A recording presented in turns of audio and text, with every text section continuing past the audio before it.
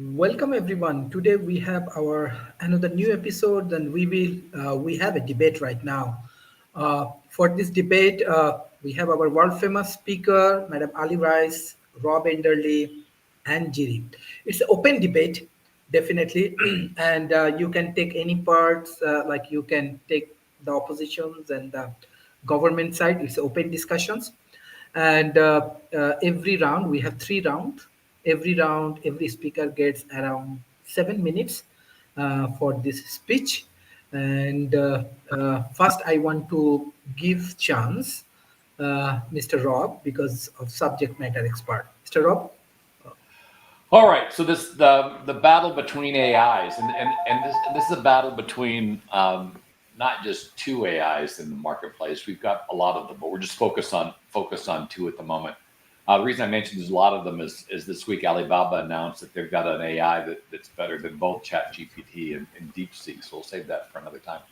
But as these two entities come together, there is an interesting dynamic, and that dynamic is kind of who really built it best and who really built it first. And in this particular case, ChatGPT clearly built it first. They're the ones that set the baseline. Theirs is the product that spread through Microsoft, and theirs is the one that initially started this AI ride we're in. DeepSeek is interesting in that what they did is they appear to have taken what ChatGPT did and made it much more efficient. They also did something that none of the AI folks have been doing. It's been happening on the quantum side, but in terms of error correction, but hasn't been happening on the AI side as aggressively. And DeepSeek changed that dynamic so they actually focused a great deal of their effort on error correction and accuracy, which, with one exception, would make them the better product. What also might make them the better product is because they were denied access to NVIDIA's latest technology, they had to do all of their work on largely out-of-date GPUs. I mean, out-of-date in terms of being several generations behind NVIDIA's greatest. And so the end result is they optimized their platform so it uses far less energy and uses far less computing power, yet provides a better result. Again, with one exception, a better result than ChatGPT currently does. And so right now, DeepSeek, with the one exception I'm going to mention right now, is arguably a better AI platform than ChatGPT is. And Microsoft has actually rolled as to address the underlying issues with DeepSeek and coming from China. Microsoft has overlaid DeepSeek with some controls to make sure it can be trusted, and they're providing it as part of their solution set. So right now, DeepSeek is the challenger. They're growing very rapidly. They perform more economically than ChatGPT does. They would arguably be faster on the same hardware, though they're impressively fast on the older hardware. And the downside for the product, and this is the thing that sets it back, though I still think currently it's better, is the interference by the Chinese government, which limits what you can search on DeepSeek. Now, it looks to be an overlay, which would be all right. An overlay just means it won't allow you to ask certain questions and it doesn't corrupt the AI. But it's very possible they've gone into the code and altered how DeepSeek sees things. And if that's the case, they've got an inherent corruption in DeepSeek that's probably going to come back and haunt them in the future. But for right now, I maintain that DeepSeek is arguably the better product. It doesn't necessarily hurt NVIDIA as the market reacted because it's using NVIDIA technology. And that same thing that they've done inside DeepSeek could be applied to other AIs and then put on current NVIDIA technology would be even more powerful. So my position is DeepSeek right now is the better product. It's getting nearly as much pickup as ChatGPT initially did. And the big negative, of course, with the product is the Chinese government's direct engagement with the offering. Thank you. Thank you for the first round of the debate. Now I request Madam Ali Rice. Okay. Right. I did do some research, but I don't use Chat GPT so I don't have any individual experience. But essentially, I think one of the things that's really interesting is I read a quote from the founder of DeepSeek, and he basically said in a minute. Let me just find it. Often we say there's 1 or 2 years gap between developing Chinese and American AI, but the real gap is between originality and imitation. And basically, he was talking about how China's always been a follower, and I think in this respect, they've kind of suddenly found that they're innovating and they're doing things differently. So I think they've kind of this, and also it's cost so much less than that OpenAI did, that I think they've suddenly challenged the valuation that they've got on the company. So I think the thing is that suddenly altered the stakes and made people realize that you can do things for less and use less resources and still achieve the same result. So, and I also looked at somebody's, somebody was actually giving the same question to Chat GPT and DeepSeek. And I think there's one guy actually said that Chat GPT couldn't do a more complex problem, but DeepSeek did. So I think the thing is, it's one of those things when essentially it's already proving its purpose because it's the most downloaded app in America at the moment on Apple. And I think the thing is that the Americans suddenly realised that they don't necessarily have the dominance over the market, and obviously they're used to having it. So I think the thing is they've suddenly realised that they've got competition. So so that's my first. Thank you. Now I request Jiri for the first round. Hello, my name is Jiří Borč, and I am a human.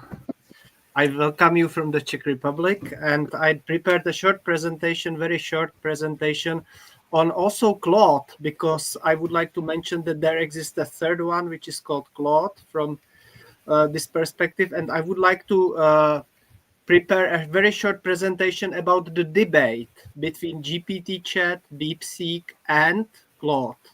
So I will very shortly read my presentation.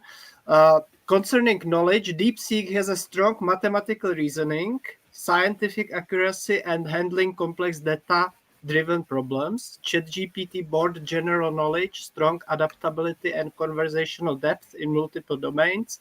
And Claude has a deep contextual understanding, ethical AI principles, and long-form analysis. What does it mean? Who would win in this debate? The final verdict would be that if debate occurred between these three, the debate would be dominating DeepSeek in the technical and data-driven.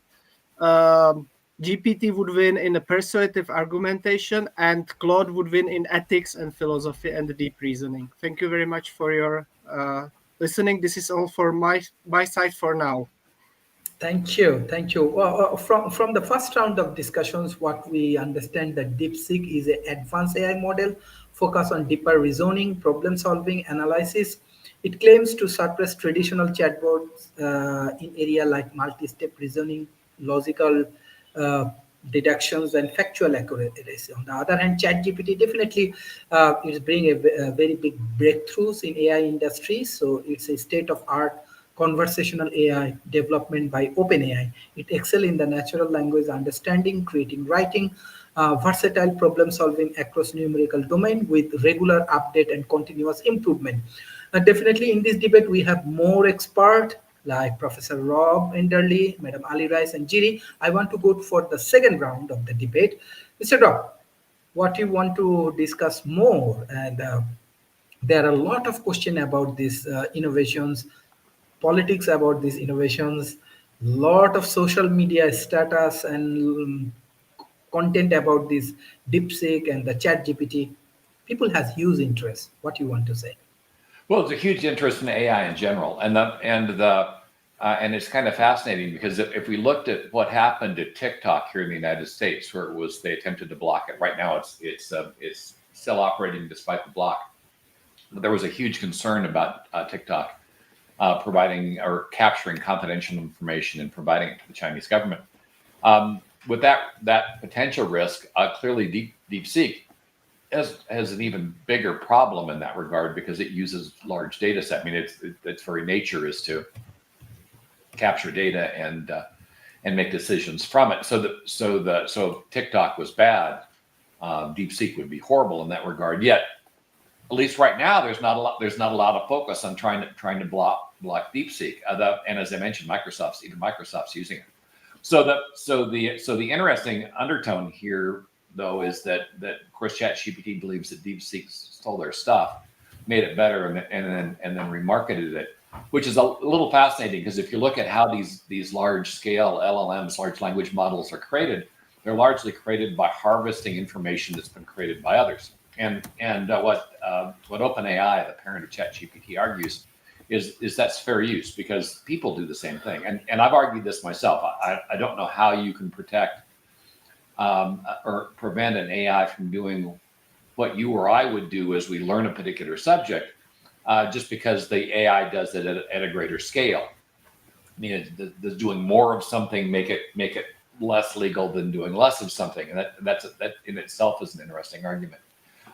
So what ChatGPT is arguing is just like they scanned other people's work to create their LLM. The folks at DeepSeek scanned the repositories for ChatGPT and basically is using their underlying training, but made much more efficient in the DeepSeek effort. So that dynamic is, hey, I stole what you got, I made it a ton better, and then I brought the ton better thing to market, which is almost exactly what ChatGPT did with the original information. So the litigation between these two companies is going to be fascinating because clearly DeepSeek is going to point out that ChatGPT pretty much did the same thing. It just they didn't take it from one person that had collected it all.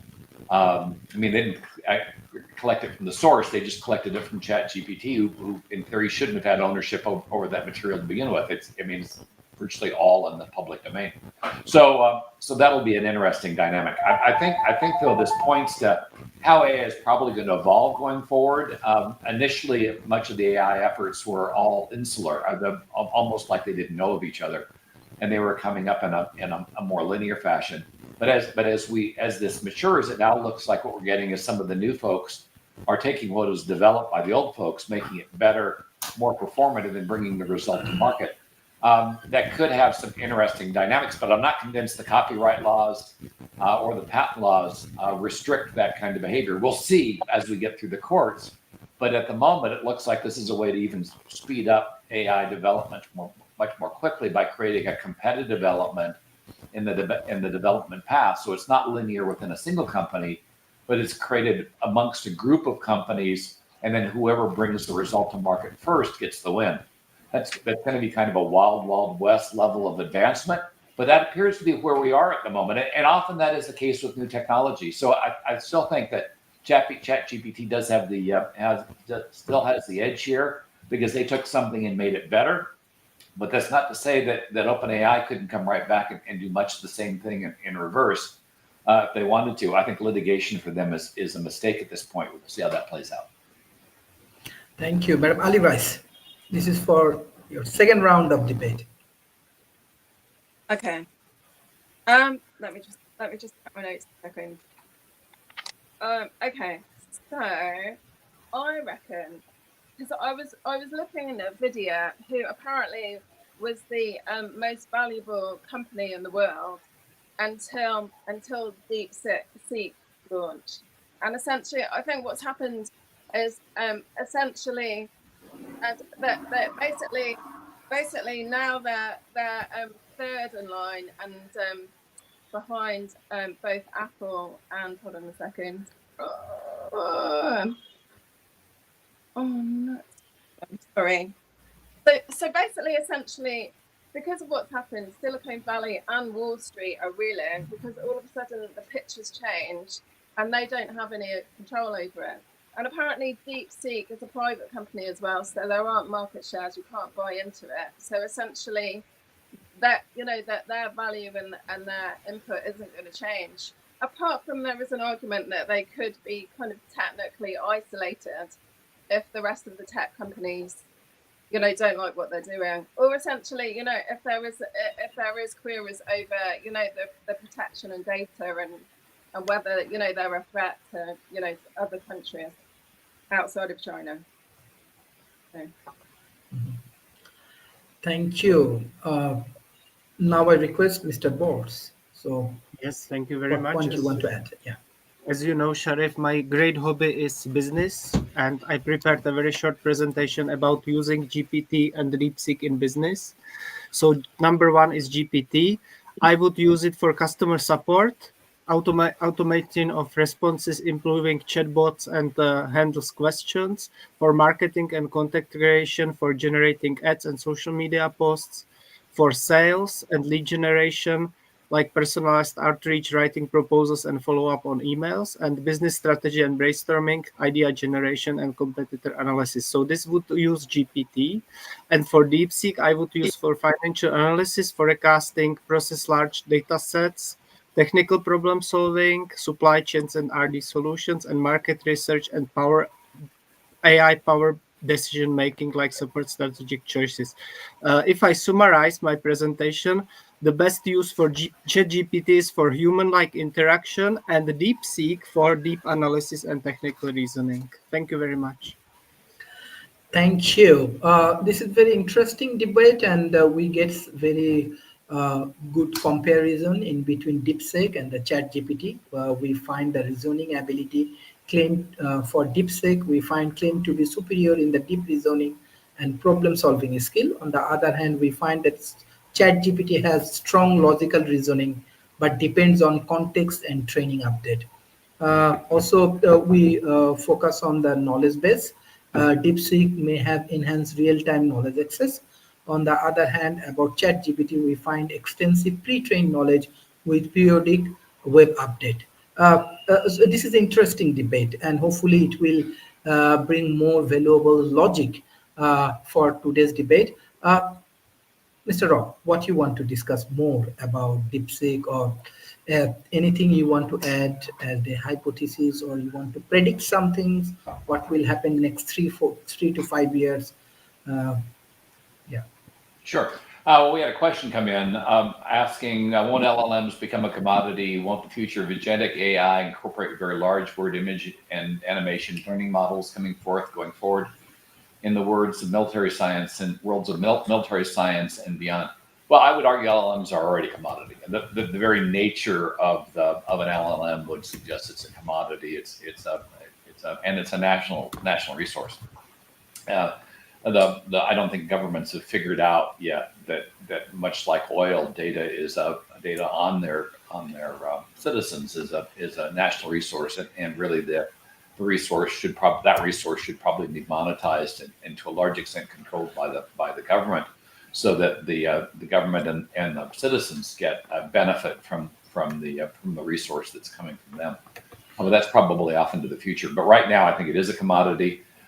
When we're talking about agentic AI, that's talking about a very specific set of AI tools that can go out and operate autonomously, often across different applications and environments to complete a task. The model size really kind of depends on the nature of the agentic AI. They're very custom and focused on the particular tasks they're attempting to accomplish. So, for instance, an agentic AI that's helping you with calendaring and scheduling would be very different than an agentic AI that's operating as a customer agent to connect you back into the company to buy a particular good or service. So the last part of the question kind of is, it depends on the agentic AI, but on the first part of the question, yes, LLMs should in fact be a commodity. A bunch of other questions just came in at the same time. Which model provides, well, so the question with regard to which model provides deep reasoning, complex analysis kind of depends on the problem put in front of it. I would say that right now, because ChatGPT doesn't have the best record with regard to accuracy, and they did not, like DeepSeek did, put in place an error checking capability to improve the quality of the result. I would say as an analyst, I would probably trust DeepSeek more right now, except on any question involving the Chinese government. I would trust DeepSeek more than I would trust ChatGPT, only because they have that error checking component inside the model, which I think makes it more trustworthy. I think them doing this will hopefully wake up the rest of the market, that they also need to put in place a quality component to assure the accuracy and veracity of the result. Otherwise, you really can't trust what these things put out. And I would argue there's been a major problem with the initial AI implementations, that you really can't trust them. We had the implementation of a virtual engineer. Well, if you've been watching that virtual engineer has been doing really badly of late, really poor quality work, lots of errors, lots of mistakes. You almost need to put an engineer on top of the virtual engineer just to have a product that you can use, which is problematic. That again showcases that these initial iterations of AI, with DeepSeek being an exception, really didn't focus enough on quality and focused too much on getting to market. Which is more effective for general conversational AI and user engagement? Really kind of depends on the user. I think DeepSeek is showing a tremendous amount of capability with regard to user engagement. ChatGPT comes across as being a bit more human when you're engaging with it at the moment, but that kind of changes by the number of people that are using it. So I would say that giving that particular question, that ChatGPT probably has a little bit of a lead right now with regard to stuff, a feeling that you're talking to a person as opposed to talking to a machine. Which is better for technical research-based applications. Because of error checking, I would probably give the edge to DeepSeek. Because once again, both of them can do the job, but I'm really concerned about the quality of ChatGPT at the moment. And again, I think I value accuracy over breadth. I think ChatGPT is a bit more breadth, but DeepSeek should have a higher level of accuracy. And that's it. That's it for the question. So overall, I'll end with the fact that we're still at the beginning of this war. Jerry brought up earlier yet another AI product, and I brought up one as well out of Alibaba.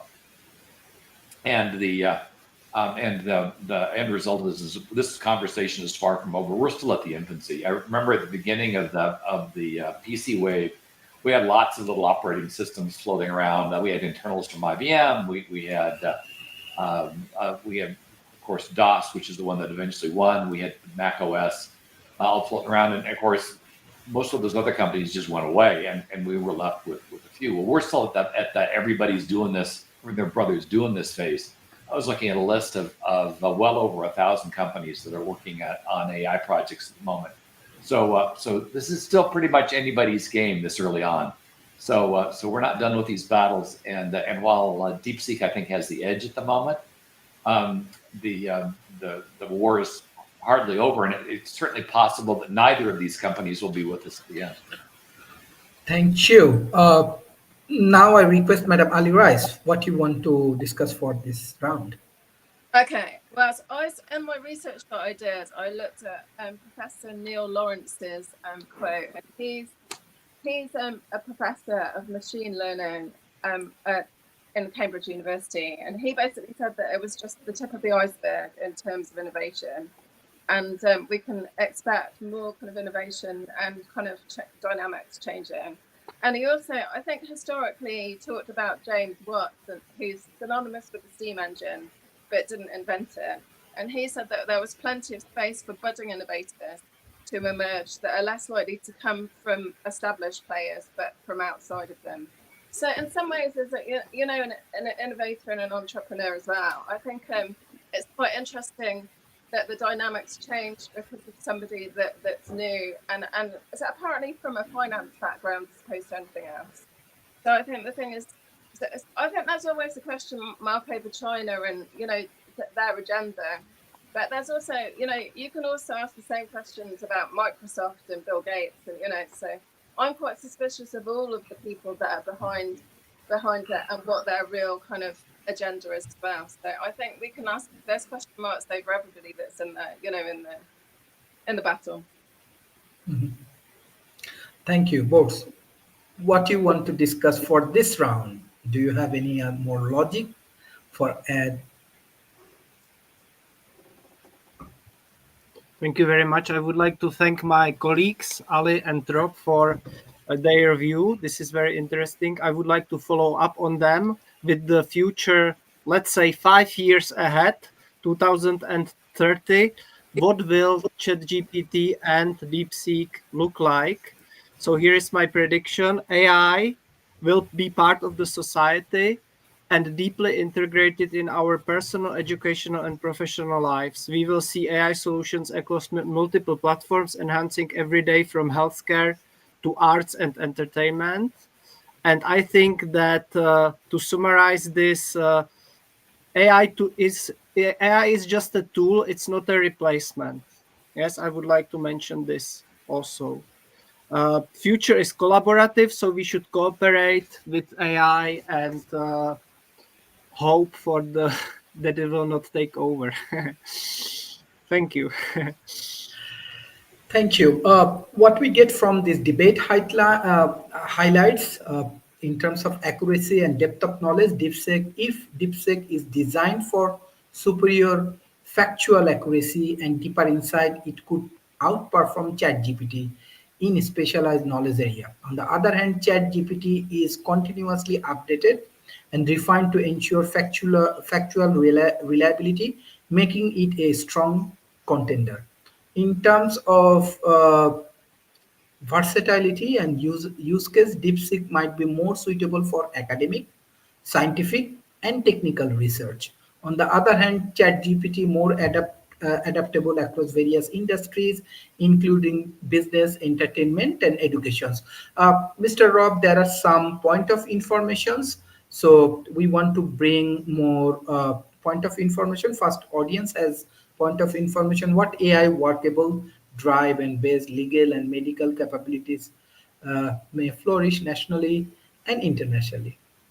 Well, all of those are being worked. I mean, all of those categories are being worked. Where much of the efforts going into is revenue generation.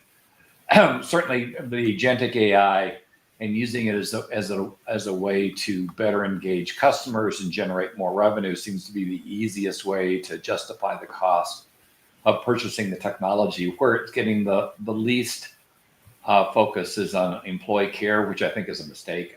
Honestly, I think it should be the other way around. You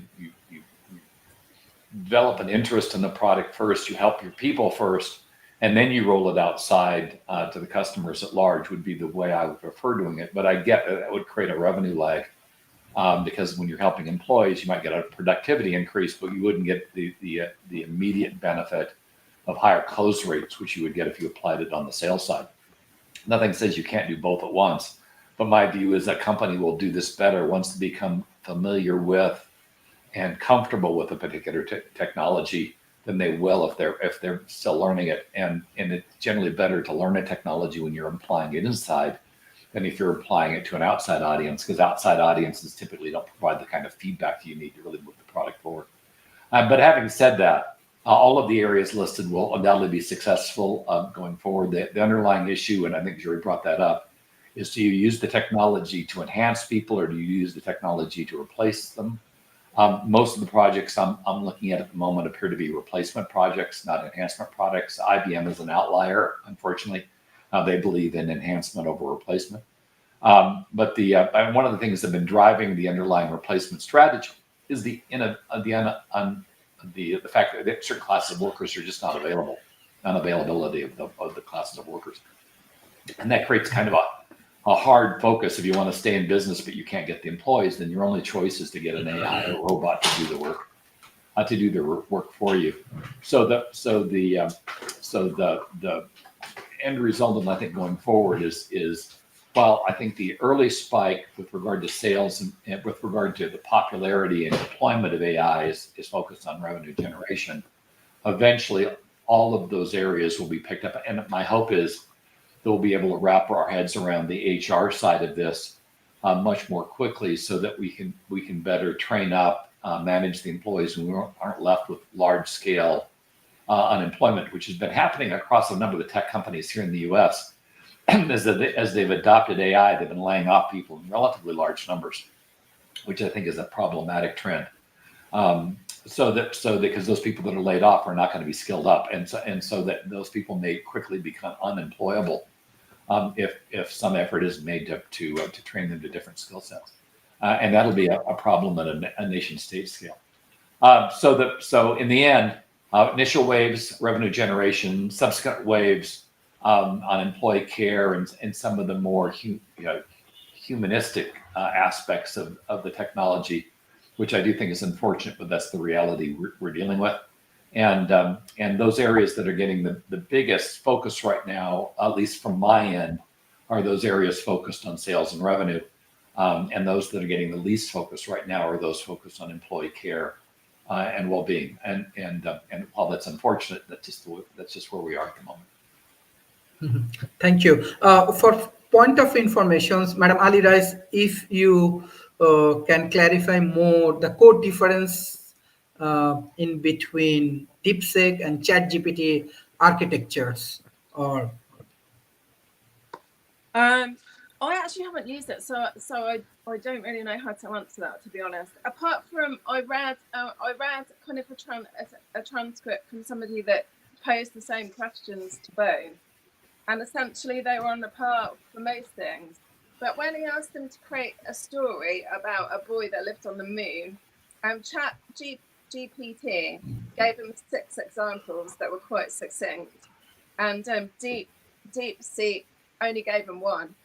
So essentially, it's quite interesting that one, I don't know, there's an argument to say, because he was looking for ideas, is it better to go with one idea or give him kind of 6 ones that just kind of, so essentially, I guess the format's different, but and he was also, was asking about the significance of, because he loved football and he was Scottish, and essentially, I think it sounds like DeepSeek kind of gives you a much more full and rounded answer as opposed to just a succinct, direct thing. And it's also supposedly works kind of like the human, a human mindset processes and works so that it's kind of incremental information as well. So, and I guess if you're using it to kind of assist you, kind of working incrementally kind of makes sense so that you're kind of collaborating and co-creating together.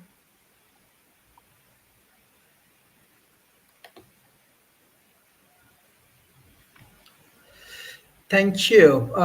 My next point of information for my friend, uh, which AI model provide better deep reasoning and complex analysis? Or both? Yes, thank you. I will try Yeah. to answer this question. Uh, I think DeepSeek is better in my opinion, uh, for specialized research, technical analysis, data accuracy, pattern recognition, and detailed technical contents. This is DeepSeek. And for ChatGPT, I would say suited for general inquiries, content creation, communication-oriented tasks, and offering less precise technical insights, but great for summarization, explanation, and brainstorming ideas. And I have also one joke, if I can. Sure. This joke about ChatGPT. Why did ChatGPT break up with DeepSeek? Do you know? And the answer is because DeepSeek was too focused on the data, and ChatGPT just wanted to have a conversation. Mm. Yeah. Okay, guys, this is all from my side. Thank you. I give over. Thank you. Thank you. Mr. Rob, there is another point of information from our audience, Mr. Michael. What AI enhanced human genetics gain of function may come? What you want to say? Well, this kind of comes from the aspect that when we're talking about AI, and this we're stepping away a bit from the debate with this, and really talking about simulation. The issue with regard to doing modifications on humans, the biological modifications on humans, is the risk, of course, of doing harm and experimenting on people, which violates a number of national, international laws. Not that it's not being done in a number of countries, but it's problematic because when you're experimenting on people, you've got to deal with the fact that you're probably going to kill a bunch of them, and doing the research on monkeys and animals isn't all that friendly, socially acceptable right now at the moment either. So what AI does bring to us is the ability to create large-scale simulations, and we're very close to being able to simulate the human body. So once we create a full-on simulation of the human body, something that's highly accurate, then the AI can experiment to its heart's content on the simulation, and we'll probably see advancements in medical technology and medicines, antiviral agents, and full-on remedies that over a very short period of time that would represent something we would typically see in centuries. We've already seen some early indications of that on a couple of projects that I can't talk about at the moment. But the advancements, the potential for advancements are significant, and there is a focus on this. It's just much of those efforts are not, to my knowledge, public, and I don't have access to a lot of them either. But yes, the AI is going to make a significant contribution to our health and well-being, and certainly as we talk about enhancing people, we've certainly seen Elon Musk's program of putting in a physical brain interface. They're working on their second and third trials with living people, with humans at the moment, which I think is still going to be problematic because of the material density and weight between the brain and the materials they're attaching to it. Let's just say if I had one of those things in my head, I would dare not fall or get into a car accident because that sucker is going to rip free and probably not do you any good when it did it. But it does show the work that's going on there. There are other companies competing with Musk that are using a more biological technology, which I think is going to be much more performant going forward because it has less material differences than the brain. But in the end, to answer the question, AI is going to make a huge difference on how we alter, improve, and change people. It very well may be as we move to planetary research or even deep sea undersea research, we'll be able to modify people so they'll be able to better perform in those more hostile environments much more successfully. Maybe a point where we begin modifying people as soon as they figure out what it is they want to do a variety of different jobs, increasing their strength when strength is needed, their mental acuity if mental acuity is needed, and the rest. But we'll have to get through a number of regulatory and interpersonal issues because there are going to be a lot of people that are very concerned when we go in and start mucking with people about whether what we're doing is good or bad. I expect by the end of the century we'll be through all of that. But in any case, the combination of AI, simulation, and biomedical research is going to make huge advances that we can't even contemplate now, because just the scale we're talking about here, moving projects that would typically take centuries into projects that could take years, if not months. Thank you, Madam Ali Rice. My next point of information for today's debate: which model prefer better for real time, or let's say latest information retrieval? What you prefer? Because I still don't know because I haven't used it, so I don't know. I know that when I researched, there's a guy that's, hold on a second, let me just find my notes.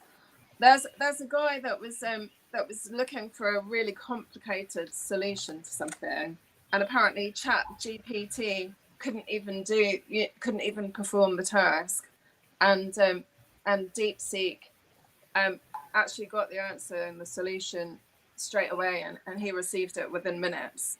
So I think I guess it depends on the complexity of what you're asking it to do. And I know my nephew runs his own business, and he graduated from Oxford in last summer, and essentially he uses Chat GPT to do things that would that he, just to make things efficient. So he puts all the information. He uses it to kind of put all the information in. And essentially, I think he uses it just to cut his time. And at the moment, he tutors other students in maths and also to apply for Cambridge or Oxford.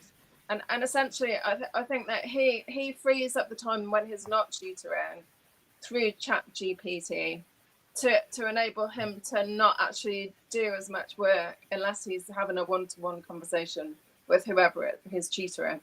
So essentially, I still think that the whole point about AI is to facilitate the things so that we have a more fulfilled life that kind of cuts the time we need to do. And it horrifies me that people are volunteering to have the chip put in their head, and because essentially I still deeply believe that most people don't realize their own potential, and essentially to modify people so that that they perform tasks and do work. I don't understand why people would do that, because essentially I deeply believe that everyone's got genius, and if you play to your strengths, that's where your purpose. And essentially I've worked in education for over 30 years. I've got two children that my son will be 20 in May, but is still a teenager, and he's in his second year of uni. I think kind of so making a difference essentially, so I think those skills and talents that you naturally have are there for a reason. And I'm a big believer in the fact that that the arts and the film industry is one of the things, that film literacy makes massive change to people. And I think I don't really understand why schools and education aren't embracing that ability to engage with young people more. So yeah, so I think that I did see a thing about AI. I think on Dragon's Den there was somebody that invented AI that could actually use a big piece of film and cut it into snippets so that they could make marketing tools. But the AI kind of basically could transcribe whatever was said and then cut it into small segments, so you could market whatever it is. But it did it in seconds. So essentially, that's clever. So I think essentially AI, if it can pull things out and kind of to actually to do something that would take weeks and weeks for somebody else to do, it's amazing. But as an artist, I wouldn't want AI to be the only thing that produced visuals and films, and because why are we here if not to create and make the world better? And essentially, for me, the natural world's really important as well. So it'd be really nice if AI was used to kind of find the solutions for the things that really kind of critically affected us all. So yeah. So anyway, that's my thought. Thank you. I have another point of information for my friend Mr. Bors. Which is more effective for general conversation AI or user engagement? Can you unmute, please? Sorry. I think that all has been said by my colleagues already. However, I will try to touch one the topic which is very interesting for me and which is close to your question. And this is: can AI learn by itself? Can AI learn by itself? This is the very question which is for me very, very interesting. And I think that all models like GPT and DeepSeek don't learn by themselves in the real time. They are trained using data, and they learn patterns and associations and structures, but they don't learn by themselves. I think some systems, AI systems, can be set for continuous learning, but that process usually requires human supervision. And I would like really very much to hear your opinion, Sharif, and also opinion of Ali and Rob, if they AI can learn by itself. Can you tell me very briefly this opinion? Can we do one round on this? Uh, yeah, sure. This is the opinion from our audience. They're really enjoying today's sessions because this is very, very important discussions. And this debate is needed, and we need to discuss more. We can share these things in our academy, in our industries, with the government agencies. And that is the objective of World Talent Economic Forum. And you will be happy through this kind of debate, open dialogue right now in Bangladesh, in India, in UAE, in Australia, in Singapore, uh, even in Silicon Valley, or in Canada. Everywhere we are creating impact because we have very high quality debaters, speakers like you peoples, and I want to give thanks those who regularly join in our conversations. Mr. Rob, my last point of information for you. which is better for technical or research based application? What do you think? And there is always one issues come to the academia, because many of our youth, they are heavily utilizing this AI for academic activities. I can remember when I discussed these things with NUS, National University Singapore, they accept it. They said, yeah, student can use this AI, but they can do the creative thought process and they can submit it. What do you think? We should apply these things for our research-based application, or it's like a technical things? No, it's I had to do a paper over the holidays on AI, and I used ChatGPT to help me write it, and it was hugely helpful. I used Gemini a bit too. I found Gemini actually very good at helping with research. That's the Google based AI. It did a very nice job as well.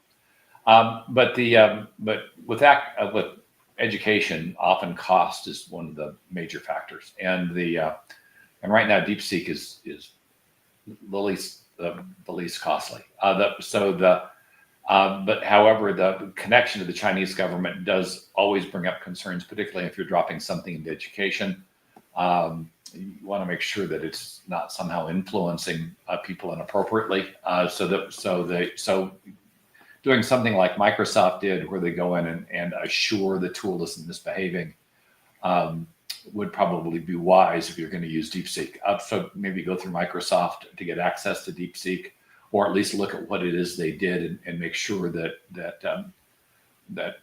what DeepSeek can and will do is protected. But otherwise, being a far less expensive tool, at least over the short haul, DeepSeek would seem to be the better interim choice. And in most of the head-to-head comparisons that I went through this morning preparing for this, DeepSeek outperformed ChatGPT. But recognize that, like anything else, these things are in a race. With every new release, and they're releasing fairly quickly, you'll see that again, one better than the other. I'm not sure we're going to get to a point where one is sustainably better than the other. DeepSeek does appear to have taken what ChatGPT did and made it better. But that doesn't mean that ChatGPT can't do the same thing with their own product. And of course, being surrounded by litigation, we'll see what the courts decide to see if DeepSeek can continue to do this. I expect they will be able to, but politics play in here, and you never know when you've got politics involved. So in the end, I would probably recommend DeepSeek as the more costly tool, but I'd also suggest doing what Microsoft did, just to assure the outcome. In any case, a DeepSeek on accuracy tests does still show up as being more accurate than ChatGPT, which again, when you're doing research, is really important. You don't want it hallucinating. People have turned in papers using ChatGPT and been pounded for it because of the nature of the hallucinations and the manufactured references, which has been problematic in the past. Thank you. Madam Ali Rice, what final comment for today's session? My final comment, I spoke to one of my best friends that lives in Moscow, and she's a professor of English at Moscow University. And she said that students constantly hand in papers that she knows ChatGPT did, because she knows they don't have the level of knowledge and ability to have done the papers themselves. And essentially, I think if you're doing a degree, I don't think that's really okay. I think she feels it's quite soul destroying that instead of increasing their knowledge and learning, that they're taking shortcuts. And even one of my son's friends is doing advanced mathematics, and because the maths is so hard, he gets ChatGPT or another AI to do it as well instead of putting in the work. And essentially, for me, it's kind of lazy, So I don't think there's any short-term goal, to demonstrate what you can do. I don't think it's a good alternative. To free up your time so that you can achieve something else. Yeah, but I just think you need to demonstrate your knowledge if you're at university trying to qualify and do something. So I think there needs to be kind of a division between the two. Thank you. Boss, what's your closing remarks for today's session? I would like to thank you very much for this great discussion. I think that we touched many points today. Um, and we talked about universities, about ethical concerns, about super intelligence. We talked about uh, AI applications and models, GPT and DeepSeek, how they perform in business, technical, and research environments. And I'm very, very happy to be here. And I hope if I can do some closing sentence, it would be this. I think that rather than being afraid, we should be cautious, informed, and involved in how AI is shaped, and we should be use it as a powerful ally and tool for good. So these are my closing words. Thank you guys for being here with me. Thank you. Thank you for today's sessions and just any final comments from Mr. Rob because many interesting comments come and many views come and what you want to advise industry, academia, and government for utilizing this DeepSeek and ChatGPT. So back when I was in college, we had issues with regard to people using calculators, because calculators had just come out, and they argued that, well, you really shouldn't use a calculator because it was going to be damaging your ability to do math. Though now I don't see any need to use a calculator because I can just pop onto a spreadsheet, enter the mathematical calculation, and I can get it done that way. And to my knowledge, no schools are banning calculators at the moment. So things change over time. AI is a tool, and helping people learn how to use the tool is going to make them more performant. When it comes to research and letting AI do the research for you, the only problem is if you've never done the research yourself, you often don't know what needs to be done to provide a proper foundation. And if AI screws up, you're probably going to miss it. Now, you certainly can do like DeepSeek did and create another AI that does quality control. But where we are right now, I think that there should be a blend of using AI and people doing research on their own, only so that they understand how the research is gathered. Because of the issue of question to the AI, it's not that the AI is going to be able to do something that they can't do. It's going to be able to do things they can do just much more quickly and with more breadth. In other words, it solves a time problem. It may solve a breadth problem, but it doesn't necessarily solve an access problem. If you don't have the rights to certain kinds of information, the AI probably is not going to be able to get that information for you. So understanding those limitations would inform you as to how to properly prompt the AI to get a better result. And so while I'm not convinced that everybody needs to do all their own research all the time, I do believe that the phase we're currently in, it is very helpful for a researcher to learn how to do the research, at least initially first, and then use the AI so it informs them on how to prompt better so that the obvious errors that a researcher would be known to the person providing the prompt. So I think it's a quality control issue to assure that people understand the underlying information and the way it's acquired, to make sure that they prompt properly and that they are aware of when the AI goes off the rails and doesn't do the job. I wouldn't be as concerned if it wasn't that we've had this hallucination problem with AIs where they actually manufacture research, which is problematic because then they form a conclusion based on an improper foundation, and the conclusion can't be trusted, but the paper itself would look like it was highly trustworthy and viable unless you went back and checked each one of the references, which I think is problematic right now. Now we'll eventually grow out of that, and we'll be able to trust AI far better. But for where we are now, I think people should be using AIs, but they should at least at the very front end be able to showcase they could do the job if the AI wasn't involved, so they're better able to prompt and control the quality of the result, which is what my advice would be. So I disagree with preventing people from using AI, but I also disagree with people just using it as an absolute before they've learned how to do the job themselves. The only exception I'd make for that is, for instance, if you're asked to do a task that is outside of your scope, you don't have the background for it, and now you're using an AI to provide an answer. that you otherwise wouldn't be able to get, and you don't have any time to train up for to do the rest, then it may be appropriate to use the AI, but you do run the risk of the result being much less trustworthy than if you fully understood what the AI was doing and understood the subject matter better. But that's often the case when using a human expert. The same caveat is in place. When you use a human expert and you know nothing about the topic, it's very easily for the expert to provide an answer that wasn't the answer that you were hoping for or that you wanted, because of the lack of communication between the two of you. The expert may not understand what you want, and you may not understand how to communicate to the expert of what you really need. Same thing exists for AI, just at a greater scale. So some level of training is generally very helpful in dealing with any type of an expert, whether it's a human expert or an AI expert. It improves the overall quality of the result. Thank you. This is excellent discussion. I request all of our audience, please share our content as much as possible uh, with the government agency, corporation, and academia. And our speaker, you are also very influential. I request you all to share our content as much as possible, because this is like open source and we can learn from today's debate. Because I was in a academy and corporate discussions in Bangladesh just 1 hour before. And I find there are too much of confusions and wrong information about utilizing AI. That is reality.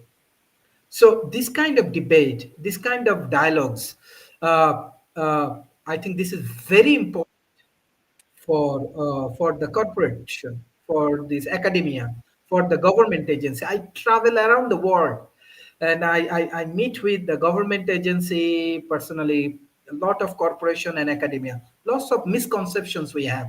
So how we can improve? We should share our knowledge. We should share our views, and your experience is priceless, especially for emerging economy, what we can learn from your dialogues and everything. So everybody share it, enjoy these sessions, and if you have any comments, you can email us. You can join our discussion and dialogues every Thursday and Friday. We organize this kind of sessions, so hopefully it will be very helpful for intellectual community. Thank you, everyone. Thank you. Bye bye, and take care. Thank you.